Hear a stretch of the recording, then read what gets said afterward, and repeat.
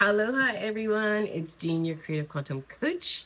Happy anniversary. If you all are on my email list and you subscribe, I sent out a big happy anniversary. It's been a year since I started my YouTube channel, since I started my Instagram, my Facebook, my website, and I really launched my business, the Creative Quantum Coach. So happy anniversary to us. I want to look back as we move into 2026 and reflect on 2025 because I feel like I haven't really taken a lot of time on YouTube, and my intention with my YouTube channel was to really slow down and to use it as a teaching tool and to use it as something that's a little bit more personal, rather than Instagram or Facebook or those things where people are just scrolling and, within the first 3 seconds, if they don't care who you are or what you're saying, then they just miss it. And so I want to have this be more of a place for us to interact and for me to share a little bit more personally, and use this YouTube channel as a tool.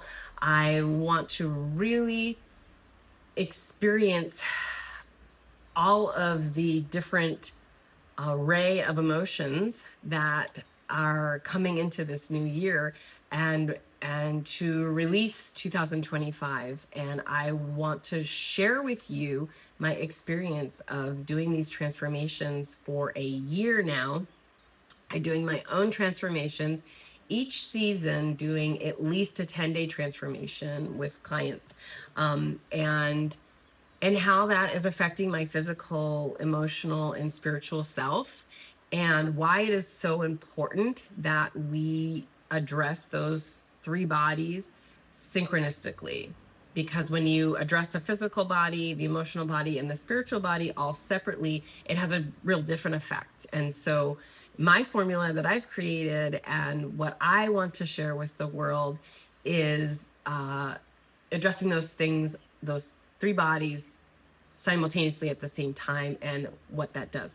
So I am my own favorite guinea pig. I use myself as a science experiment all the time. And the first thing that I want to speak about is that my physical body, I actually had to sit down and try to remember what my physical body was like at the beginning of the year. And it was challenging for me to try to remember that, because as I started to remember the place that I was in a year ago, it was very humbling very quickly to see that I was not treating myself very well. I was still fluctuating with my weight and really having this back and forth issue with overeating, and then, not eating as much as maybe I should have been.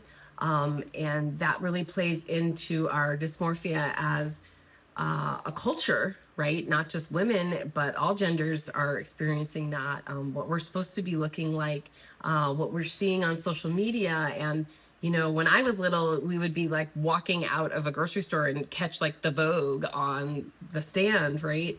And see those beautiful people and the Kate Mosses and the starvation that was happening, and watching other girls around me starve themselves and be anorexic and bulimic.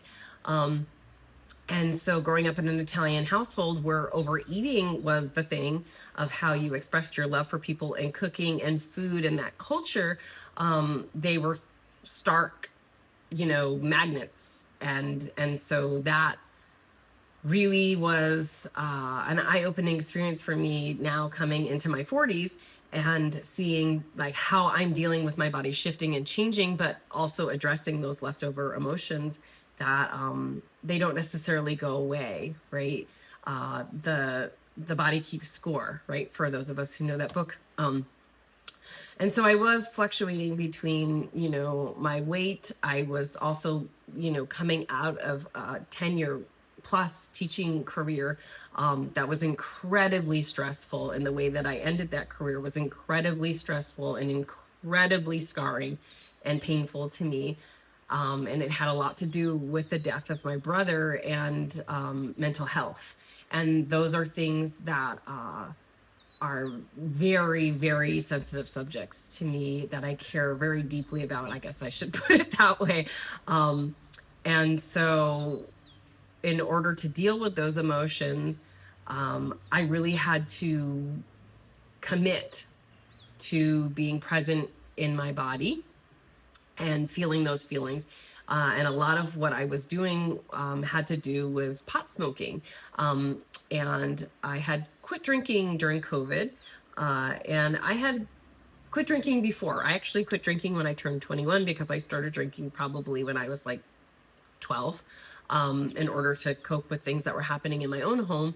And so I really wanted to go back into my relationship with alcohol, and I could see very clearly how it was affecting every part of my life. And so that to me was a no-brainer to stop. I could see immediately how that healed my life and my relationships with people. And I never identified as a big drinker, but it was something that I did socially. I don't really think I even brought it into the house, but it was how I connected with people. It was how I let my inhibitions go. It was a larger part, I think, of me being a dancer and being less self-conscious. I used it as a tool sometimes, and I certainly used it in my relationships to be unaccountable. And I saw how that really deeply impacted other people being unaccountable for their actions, and how when alcohol is involved, you can't really just hold anybody accountable for what they're doing because they're drunk or they're not conscious of what they're doing, right? Alcohol was not a hard one to quit for me. Pot this year was a really huge part of my identity that I was grappling with. And for the past, 6 months, and during each transformation, of course, I was sober. And every 10 days feeling a little bit more sturdy, that I could handle my emotions, my anxiety, life in general without pot, really helped me. That cumulative change really helped me. And so I have stopped smoking altogether. And really what I'm noticing is all of the ties that it had with my eating and my overeating, and maybe my binge eating and eating things that were not good for me, but they were satiating me. And they were always moments of loneliness. And that really tied in because I would use pot as a tool, and marijuana in general as a plant, to slow down and to write and to paint and to dance. It really helped me get into my body. But what I was noticing, especially as I'm getting older, is that it hit me hard that next day. And one thing that I am really conscious of is energy, right? When you don't drink caffeine or you don't do the normal things that other people do to access energy, you know where your sources of energy are coming from, and you're very particular about those sources. And for me, as I'm cleaning out my body, and every couple of seasons, I really realized how putting pot back in my body was draining my body. It was lowering my frequency, and all this good work that I just did, and maybe I was out socially having fun with someone, smoking pot. The next day I was just done. And the brain mind fog that was happening was huge. And I think that really combined with perimenopause, which is something that I want to speak about this winter season coming up. I'm talking about menopause, and I'm starting something new, which is I'm having a theme for each of our seasons. And the theme is surrounded around women's health. And I just want to say that all genders are welcome for my transformations. Anybody's welcome, but I want to specifically focus on women's health. And I'm not going to be apologetic about that. I just want to make that very clear, that everyone's welcome, while I am specifically focusing on women's health and women's health issues in particular. I want to share this product that I use now. It's by Moon Made, and it's to help balance your hormones. And I'm not using this as a promo for this product. I just wanted to share that one of my physical symptoms this year that I started to have as I'm entering perimenopause is my periods were getting closer and closer together. So at one point they were like 16 or 17 days apart. And I was freaking out, and I hadn't been going to acupuncture because I was kind of trying to save on money. And I was also ready to shift gears into, needing a new practitioner, and that hadn't happened yet. And I was on my way out for the year, going back to Maine to take care of my family for the summer. And so I I really wasn't taking care of my physical body, and my body was screaming at me. And so I got my ass back into acupuncture. That was the first thing I did. I went and got this wild yam cream that I've been using it twice a day for the past, I would say, 3 months, like consecutively. At first, I was just using it once a day. And then I realized I was using it wrong. So I've been using it twice a day for almost 3 months. And my periods are back to 27 days apart. I can say that it is really upped my libido. I'm not sure if that's a good thing or not. I wasn't really having issues with that, but I can definitely say now that I fully feel the effect of that. Um, and so those are things that I was working on as far as perimenopause, and period symptoms, and the duration of my periods and things like that, that were starting to shift and change. And so I wanted to do a better job of taking care of my physical body. And I love my acupuncturist. If anybody needs a recommendation for a local acupuncturist, please reach out to me. She's in Hilo, and I absolutely love her, and she specializes in women's health too. So that was the majority of my physical symptoms.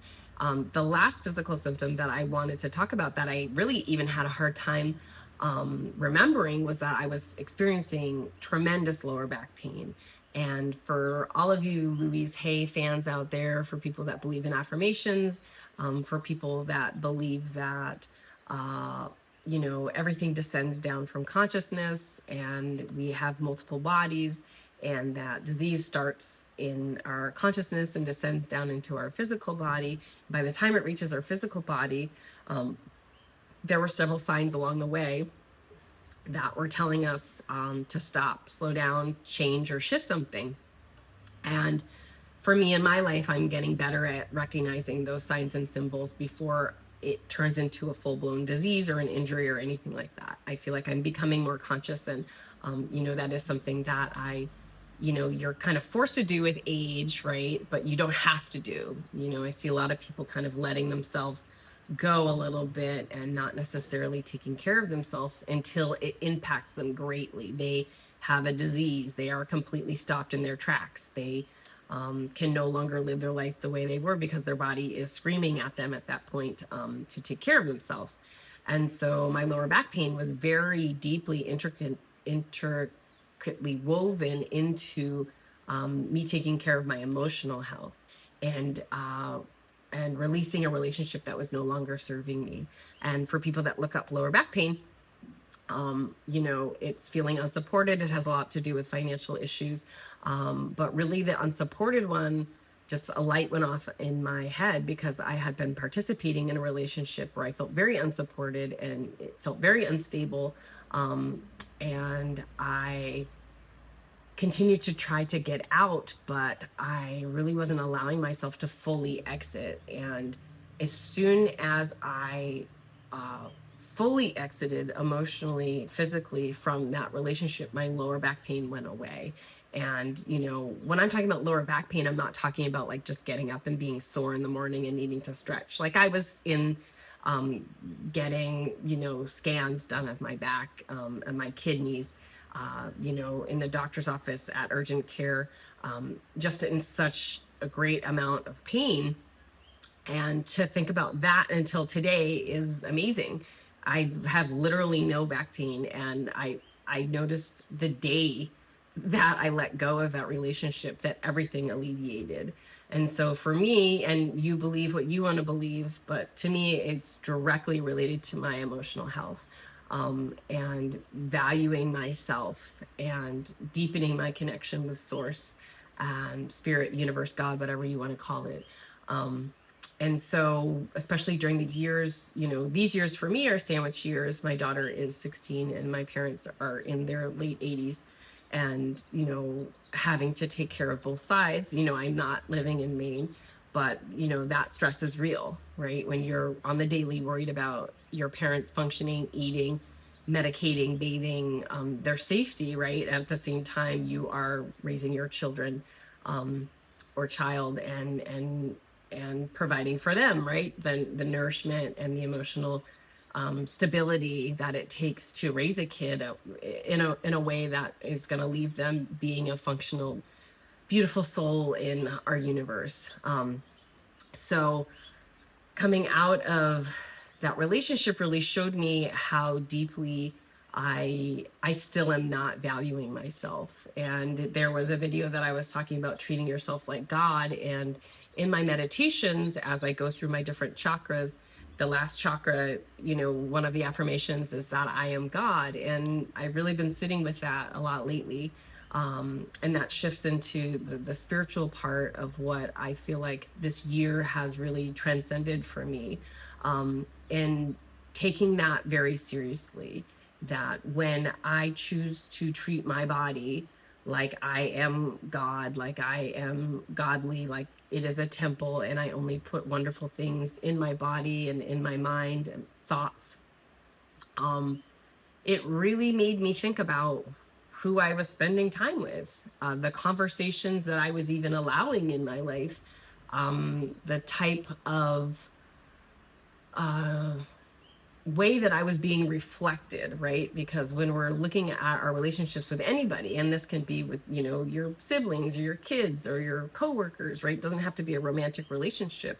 But those reflections are a mirror to me of what I'm experiencing, what I'm healing from, what I'm dealing with. And when somebody is undervaluing me, and somebody is reflecting back to me a way of treating me that I don't resonate with, and I don't want that to be my reflection, then I know that is my work. That's my self-work. That's time to come back. And that's one thing I'm very proud about this year, of cutting off all relationships that were starting to feel draining like that were injuring my body and my emotions, and not treating me in the way that I want to be reflected in the world. And so emotionally, that was something that I really worked through this year.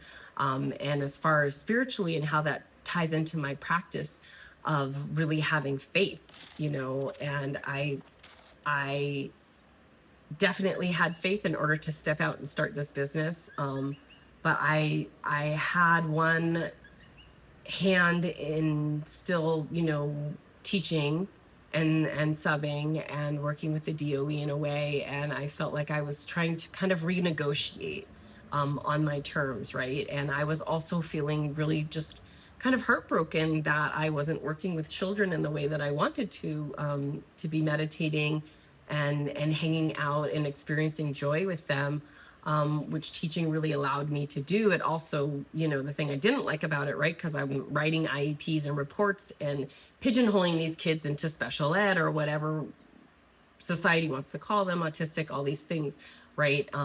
Which is detrimental to their emotional health and the testing system and all of these things. I could go on forever, right? So I'm a recovering teacher in that aspect.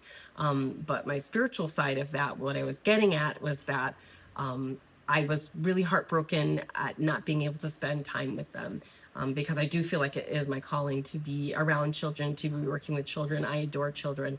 And so that's something that I'm really having to step out on faith again, and to reimagine of how I want to interact with children and how that's going to look, apart from the DOE. As much as I love those children in public school and I will miss them dearly, I'm really trying to recreate my relationship with children and the way that I want to spend time with them, which is breathing, laughing, playing, dancing, joy, deep conversations, teaching skills, teaching, about our nervous system, teaching about health, all those ways in which I want to hang out with kids. And so that was the spiritual side that, I'm still kind of working on at this point, and I feel like it's ever evolving. You know, there isn't a week that I don't go and change my website. There isn't a week that I don't add something to the modalities that I want to be teaching, that I don't expand something. And so, you know, I really feel like at the end of this year, it really birthed a new message to me about my faith, and stepping fully into my faith and understanding that the universe will catch me, if I do pull away from the ways that I've been trying to sustain myself, through working with children still, and having my business, and really jumping fully into that, and trusting that when I put my heart and soul into something, that, you know, you are caught and you are supported, and deepening that relationship, moving into the new year, you know, being single and raising my daughter, and you know, there are a few things that I want to be accountable for, and I want to share this. If you've made it to the end of this video, congratulations. One thing that I am bringing into my, one moment, one thing that I'm bringing into my life is more music. And I bought this trumpet for myself this year, as a statement that I am going to learn how to play this trumpet. I used to play in middle school, but I want to be a musician, and I always used to hang out with musicians, and I used to, you know, support musicians. I used to dance to their music, and I always identified as a dancer, but now I am identifying as a musician. I have been practicing. This is my accountability to you, that I am going to learn how to play the trumpet, and I am going to be a musician. The other thing that I wanted to share with you guys, if you can see this beautiful crown flower plant. This plant is very special to me. This is a plant that my daughter and I picked out. And instead of getting a Christmas tree this year, we got this tree with the intention that we're going to plant this on our land when we move into our new home. So this is the second accountability that I just want to share with you all, that's my goal. That's my goal for this year, is to provide that for myself and my daughter, to have a place to grow our food, and to be living off the grid, playing music, hanging out with family, writing, healing, all of those beautiful things this year. So that is my wrap up for 2025. Thank you so much for listening. I am going to be using this channel, like I said, to share more personal things. So if you have made it through this video, congratulations. Happy anniversary to us. And please stay tuned for my winter elemental transformation. I love you so much.